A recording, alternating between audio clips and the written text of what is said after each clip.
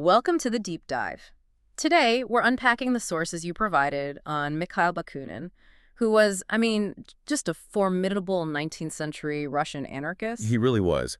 If you want to get to the philosophical roots of true anti-authoritarianism, the rejection of power itself, you have to start with him. Absolutely. This is a man who spent years in solitary confinement in these grim Russian fortresses. Even lost his teeth to scurvy. Yeah, and all because he dared to oppose centralized power, the very idea of political domination. He was this force of nature, a revolutionary expert who was always escaping exile, always fighting for a world built, well, entirely from the bottom up. And that's our mission today. We want to really analyze Bakunin's core thinking and, extract a modern toolbox of questions for you. A toolbox, I like that. Yeah.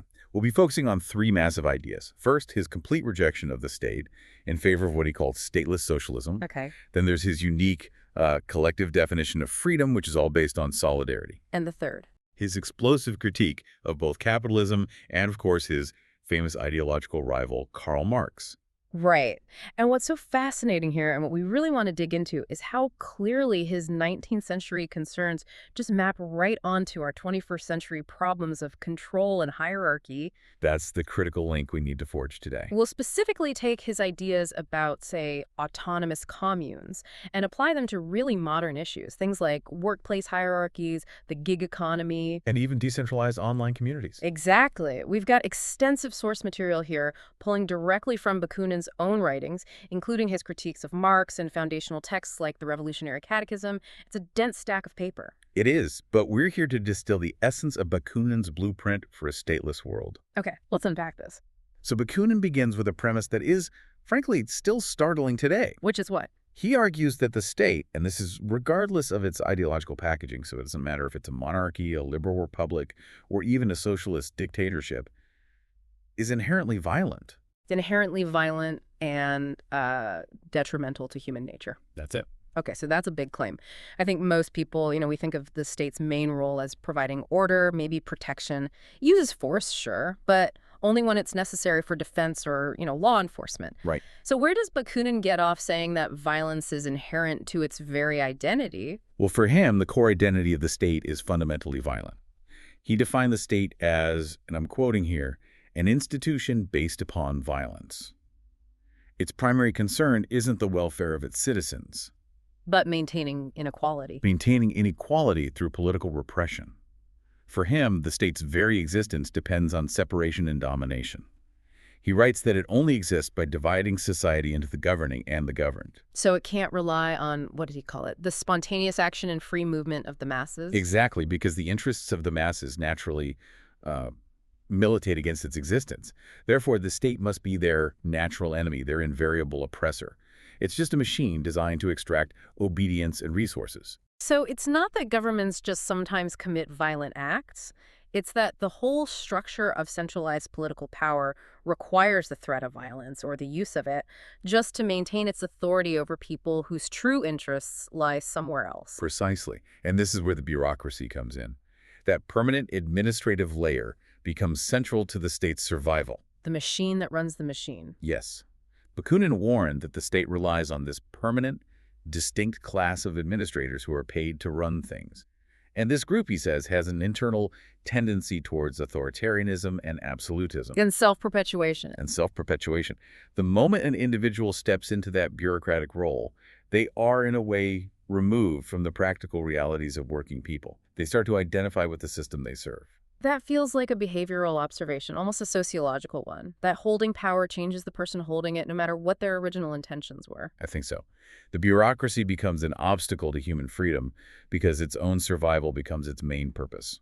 And the sources suggest that the state needs this privileged class, the bureaucrats, to be interested in maintaining it. Absolutely. They are invested in the procedures, the complexity of the machine itself. They ensure the survival of the political system over human freedom because their status, their salary, their whole identity is tied to that apparatus. So that's the mechanism. That's what ensures that even if you have a revolution and you get rid of the king, the centralization of power just continues under new management. And this must be what leads to his really profound critique of state morality. If the state's survival is its highest goal, then its morality has to, well, contradict human solidarity. That is the inevitable consequence. The state's supreme law is its own maintenance and expansion.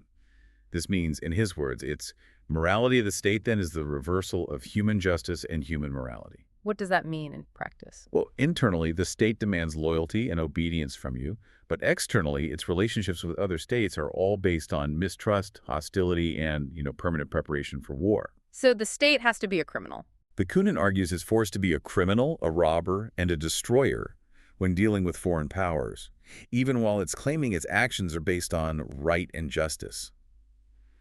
The state basically takes the place of true humanity and solidarity. It replaces your conscience with coercion. That's a dramatic challenge to the whole concept of diplomacy, isn't it?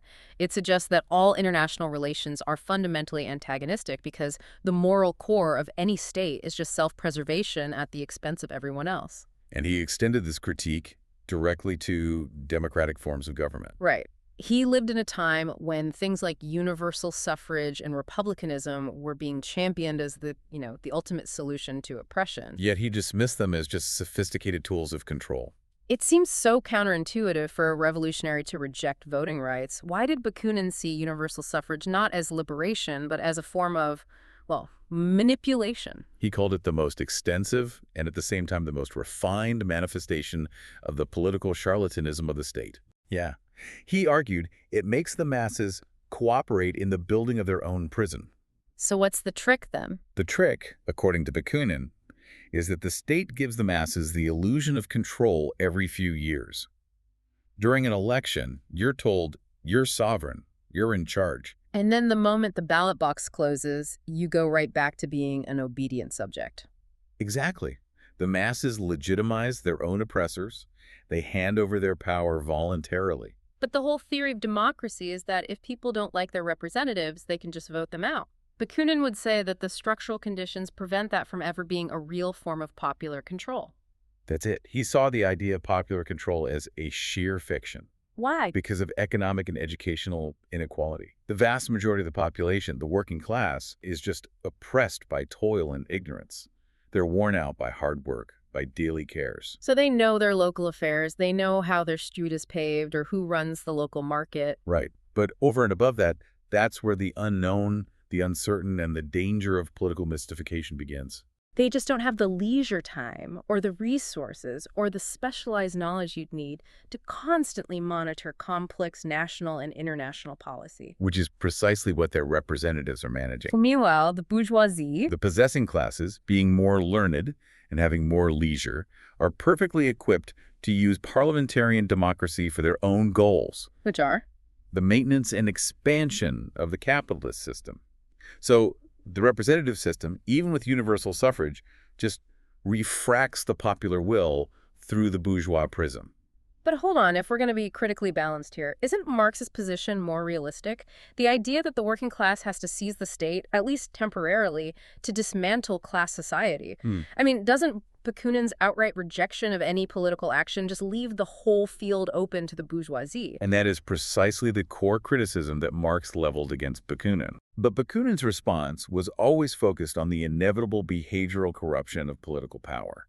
He argued that engaging with the state, even for a short time, guarantees that the revolutionary spirit will just be smothered by the demands of centralized management. Which brings us to his conclusion about the forms of government. Yes, despotism for him doesn't reside in whether you have a monarchy or a republic. It's in the very principle of the state and political power itself. So swapping a crown for a constitution doesn't change anything fundamental if the economic hierarchy and the centralized bureaucracy are still in place. Exactly. Both forms are bound by their essence to aim at the economic enslavement of the masses for the benefit of the possessing classes.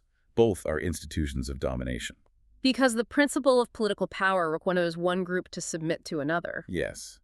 And Bakunin felt the Republican form was sometimes even more dangerous because it hides this enslavement behind the mask of liberty and popular legitimacy.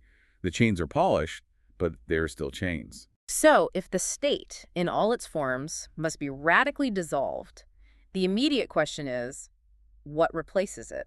How do complex human societies coordinate and manage resources without any centralized government at all? Bakunin's solution is Immediate and total. No half measures. None. Yeah. The radical dissolution of the centralized, aggressive, authoritarian state.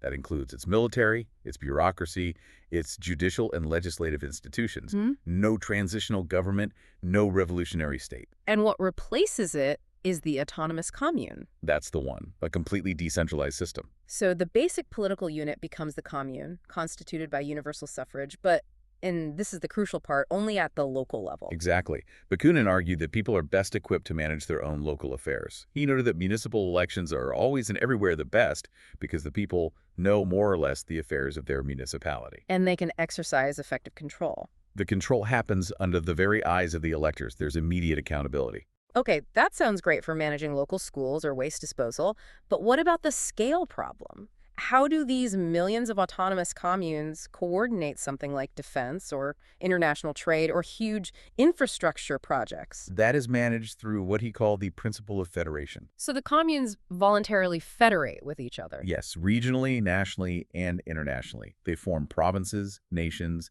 and international association, all emphasizing free federation. But this federation isn't a fixed central government. It's more of an administrative arrangement based on mutual agreement.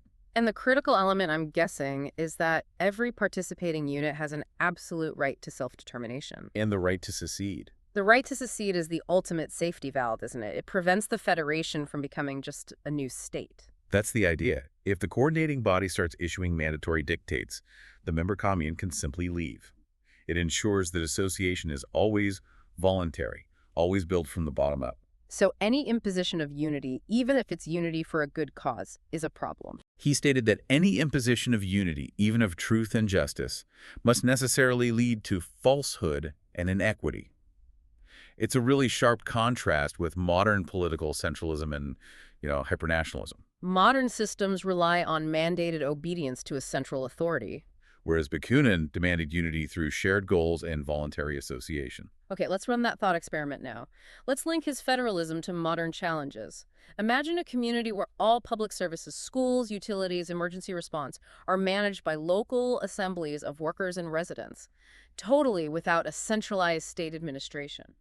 What new freedoms would arise from this direct control? Well, Bakunin would argue the new freedoms are tremendous. They would fundamentally alter citizen behavior. How so? Individuals would escape what he called the demoralizing, despotic authority of a distant, arrogant bureaucracy.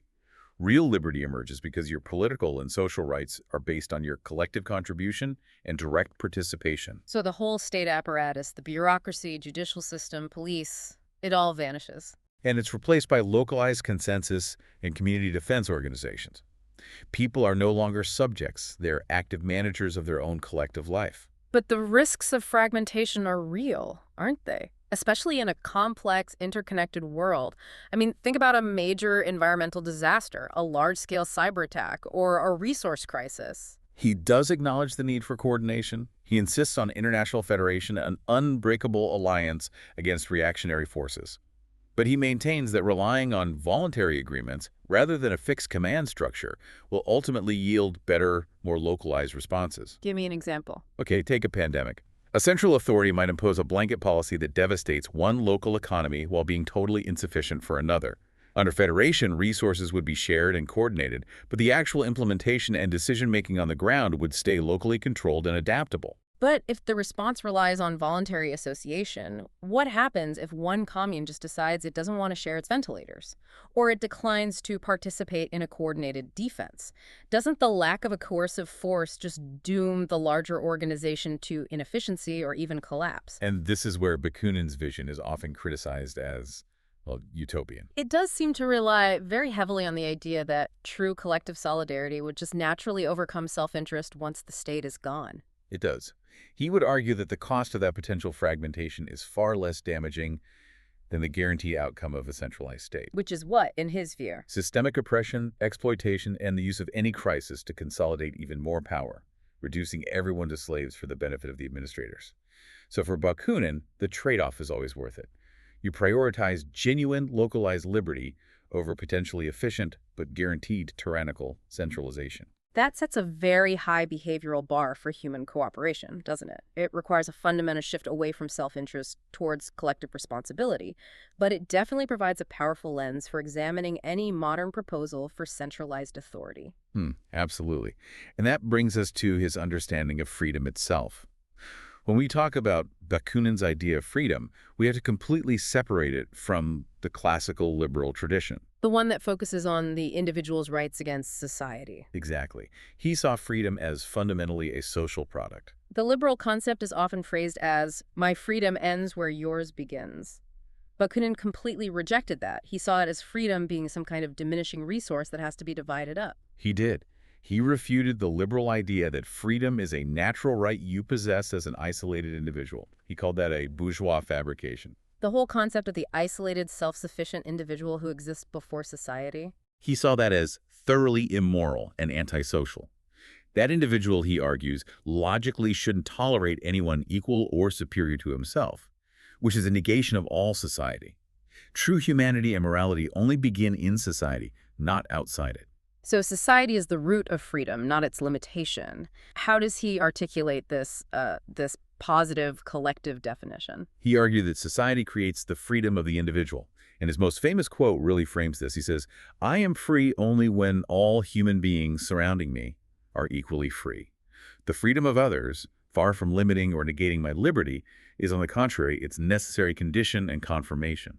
So if you demand freedom, you have to demand it for all of humanity. Otherwise, you're just demanding a privilege for yourself or your class. That's the radical ethical pivot. It means my ability to be fully autonomous is directly dependent on the autonomy of everyone else. If my neighbor is oppressed, then I am, by definition, less free. And this requires concrete, material foundations, not just nice ideas. Precisely. Bakunin insisted that true freedom for everyone requires equal means of subsistence, support, education, and opportunity for every single child. Without that economic and educational equality, any talk of political liberty is just a fraud. Because if you don't have subsistence and education, you're essentially a slave to those who do possess them. Your economic reality voids the political promise. And this universal equality can only be secured through what he called collective labor. Yes, it requires the collective labor of society as a whole to provide these foundational needs for everyone. Freedom isn't the right to starve or be ignorant. It's the positive condition of having the material and intellectual resources to fully realize your potential as a human being. A condition provided and secured by collective effort and solidarity. And that's the essence of his stateless socialism. It's socialist because it demands collective control over resources and production, and it's stateless because it rejects any political authority managing that collective. Given this deep commitment to bottom-up organization, it makes sense that Bakunin was profoundly wary of anyone claiming the right to govern based on superior knowledge, even revolutionaries or scientists. He was a highly educated intellectual himself, but he had this deep critique of the intelligentsia. Right. Why was he so suspicious of his own class? He's suspicious because intellectual authority, when you combine it with political power, inevitably morphs into despotism. He said that theory shouldn't be imposed from above. Instead, individuals should clarify and propagate ideas that correspond to the popular instinct. The popular instinct? Yes. The masses, even without formal education, have a sound, intuitive instinct for what is just and necessary because they live the reality of exploitation every day. That instinct, which is honed by suffering, is more valuable than some abstract academic theory imposed from above. A theory that's often disconnected from material reality. And this led to his famous and really powerful thought experiment against government by expertise, the dictatorship by scientists. Let's make sure we unpack the Procrustean bed analogy he uses here. Right, the Procrustean bed. It refers to the mythic Greek bandit who would stretch or chop his victims to make them fit his iron bed. A pretty grim image. It is, and Bakunin argued that forcing the practical, diverse, and messy life of human beings into strict conformity with the latest discoveries of science would condemn society to martyrdom on a Procrustean bed. It would lead to idiocy, he said, because life is always an infinitely greater thing than science. So the science, however brilliant it is always limited and provisional. But life is infinite complexity, so a governing body of scientists would be trying to force this ever-changing reality of human life into a fixed and therefore outdated scientific framework. Exactly. Human science is always imperfect. It necessarily lags behind the infinite complexity of real life, and if you apply it by force, it It would be catastrophic. And he also worried about the behavioral change in the scientists themselves. Yes. He said a scientific body that's entrusted with governing society would soon devote itself to perpetuating its own power, not to true science. Their focus would shift from discovery to control, making society ever more stupid and consequently more in need of its direction.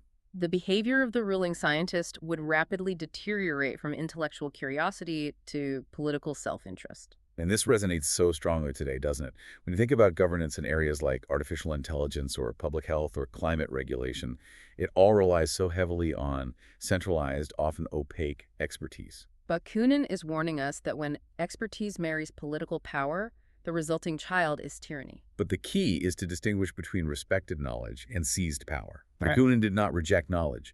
He said he bows before the authority of specialists because it is imposed upon me by my own reason. So if a mathematician proves a complex equation, he accepts that authority voluntarily. But that authority must be temporary and, above all, voluntary.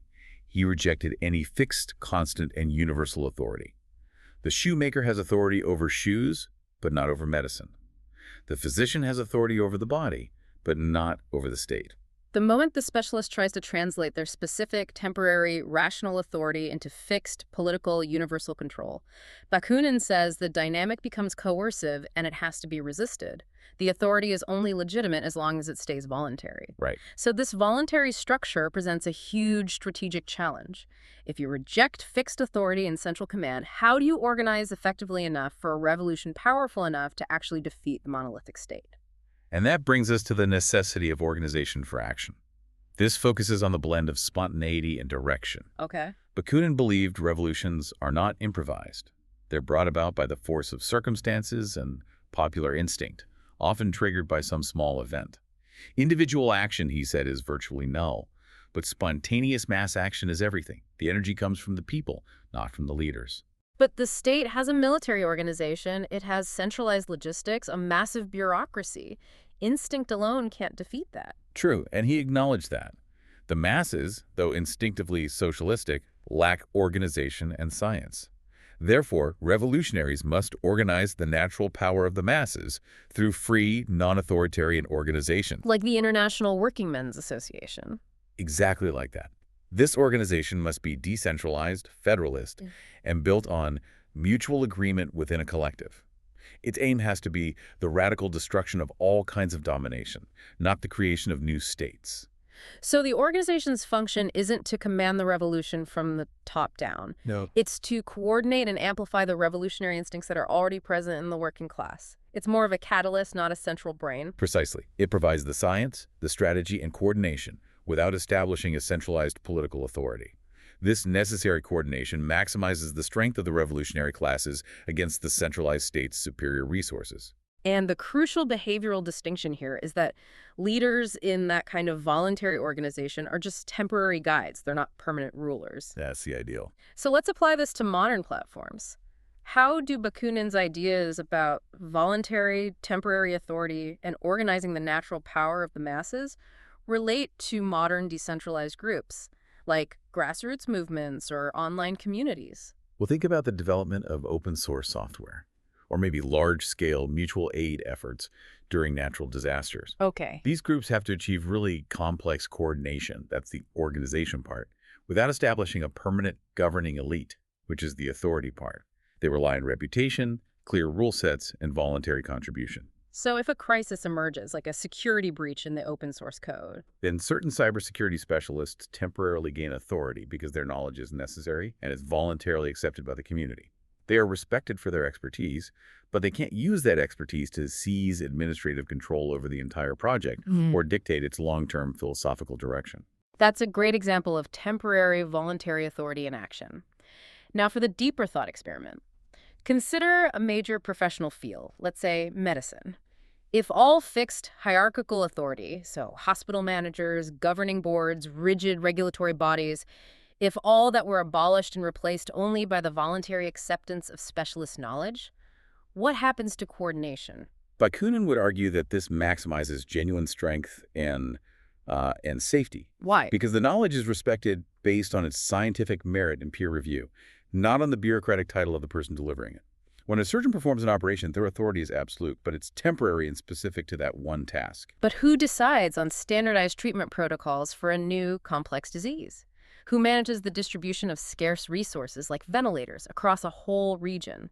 Without fixed administrative power, you risk fragmentation, conflicting protocols, and maybe even disastrous resource hoarding based on local self-interest. Well, Bakunin's theory relies heavily on the power of scientific consensus and collective solidarity.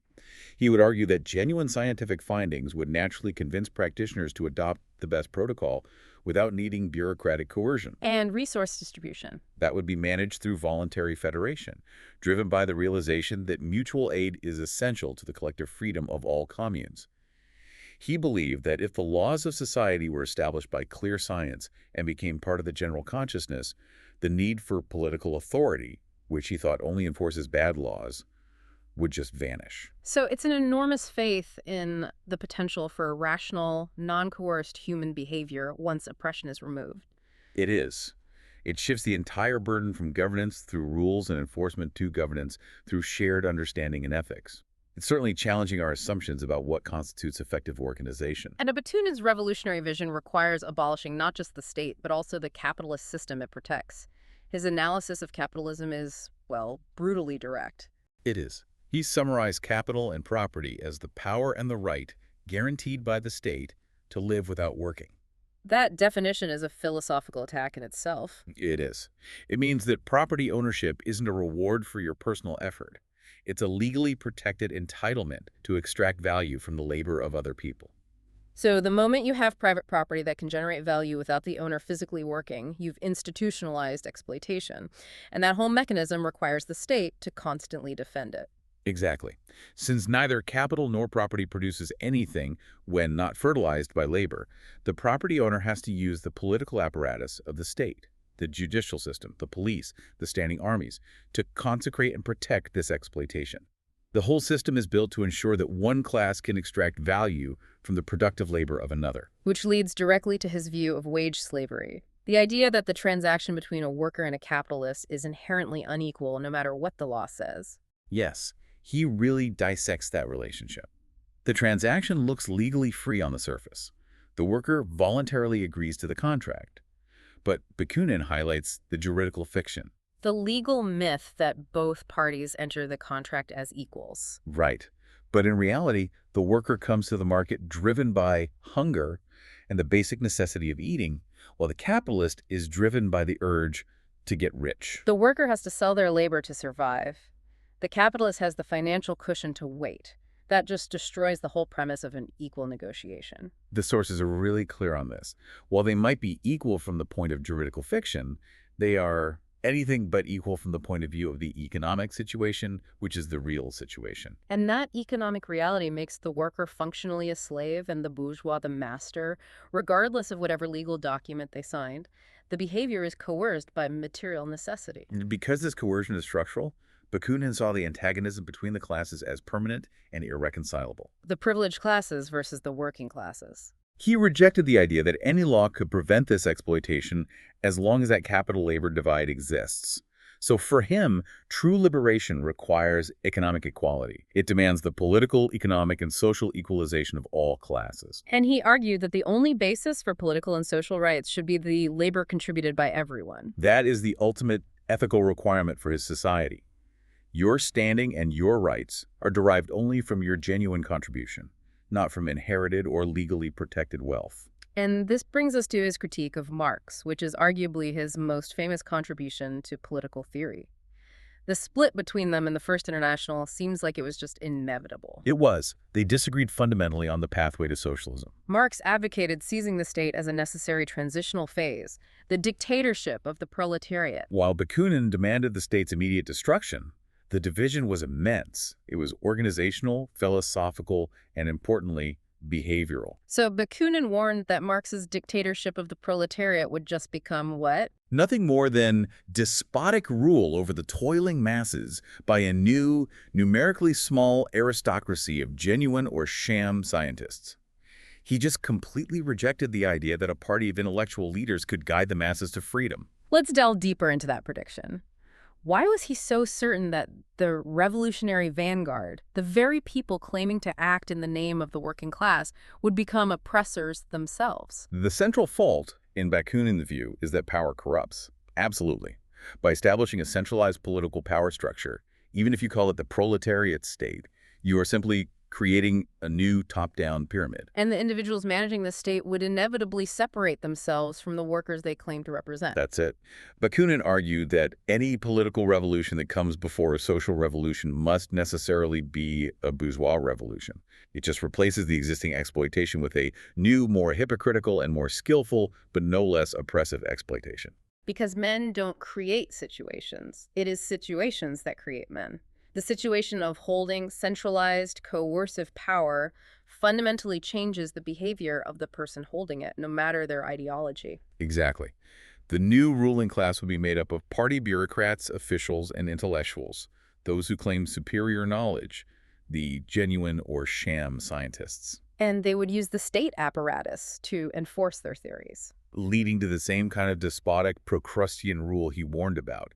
And, this prediction, way back in the 1870s, it seems chillingly accurate when you look at the history of centralized state socialist projects in the century that followed. Bakunin also connected this flaw to a charge of political self-interest. He accused Marx of a kind of alleged nationalism. He did. He accused the German Marxists, the Social Democratic Party, of political patriotism. He thought they were prioritizing the organization of their German fatherland, of a great pan-German unity, over international working-class solidarity. So he saw Marx's centralized political focus as being inherently tied up with nationalism. Yes, aiming to create a powerful German socialist state rather than achieving the truly international universal emancipation of the working class through a grassroots federation. And this philosophical conflict over the very definition of revolution state control versus total statelessness led directly to the organizational breakdown of the First International. So while his ideas were forged in the 19th century context of rising industrial capitalism and consolidating nation-states, his framework really does provide immense clarity for contemporary struggles against power. It really does. But we should acknowledge those 19th century limits. Bakunin's focus on urban and rural workers, which was different from Marx's focus on just the urban proletariat, showed he was aware of the different contexts in places like Spain and Italy. That's true. But his ideas predate the complexities of modern technological processes, globalized finance, massive population densities. His reliance on local community decision-making might struggle in the face of truly global phenomena like climate change regulation or deploying vast technological infrastructure. That struggle is real. But his prophetic warning remains invaluable. His critique of the revolutionary vanguard and centralized state power appears to have accurately foretold the fate of centralized state socialist projects. He gives us this permanent ethical challenge, doesn't he? How can a movement that's dedicated to liberation rely on the tools of oppression, coercion, and centralized power to achieve its ends? And we can bring this right up to the minute with the modern application to the gig economy. Right. In systems like Uber or Amazon Logistics, you have algorithms acting as bosses. They dictate terms, manage productivity, distribute work. How does Bakunin's analysis of capital define this system? This is a powerful contemporary example of exploitation being enforced by a dead thing, the algorithm combined with dead capital. The gig economy claims to offer flexibility. But Bakunin's analysis of wage slavery still holds true. It does. The worker is still forced by the necessity of hunger to sell their labor at the lowest possible price. And now that price is dictated by an impersonal, unfeeling algorithm. This algorithm is just the ultimate extension of capital. It's a scientific mechanism designed to maximize the owner's right to live without working. So it's using sophisticated technology and science to maintain the fundamental inequality that Bakunin identified. And it removes even the human element of the boss, but it makes the exploitation more invisible and, frankly, more efficient. It's the ultimate manifestation of the dictatorship of science, but applied economically instead of politically. The behavioral control is total, but it's executed without a human bureaucrat needing to exert personal will. Exactly. The human element of bureaucratic capriciousness is removed, but the economic coercion is amplified. The worker has less recourse against an algorithm than they did against a flesh and blood factory manager. Okay, so finally, let's run a crucial thought experiment on modern organizing. Let's say you are organizing a modern workers' union across a platform like Uber or Amazon. You're aiming for better pay and conditions. What methods would Bakunin approve of, and what dangers would he warn against? Well, Bakunin would definitely approve of bottom-up action and organization built on genuine solidarity. Hmm. So, decentralized organization of workers across national and continental borders using free federation, mutual aid, and direct action like wildcat strikes. He would see this as organizing the natural power of the masses against dead capital. For sure. He would endorse a free, non-hierarchical structure aimed at creating solidarity across the working class, regardless of country, just like the International Working Men's Association tried to do. And what would be his immediate behavioral warning to the people involved in leadership? He would warn against the union becoming dominated by a professional, aggressive elite that just mirrors the capitalist hierarchy. He cautioned that in any committee, one or two individuals come to dominate on the basis of superior intelligence or aggressiveness. These elected officials, even if they're drawn from the working class, would gain a measure of political power and a salary that separates them from the rank and file, And they would allow themselves to be corrupted. turning the organization that was meant for liberation into a new oppressive structure of professional political operators. Bakunin insisted that union militants should encourage strong rank-and-file opposition and should not stay in office too long, just to safeguard their own personal integrity against the corrupting force of power.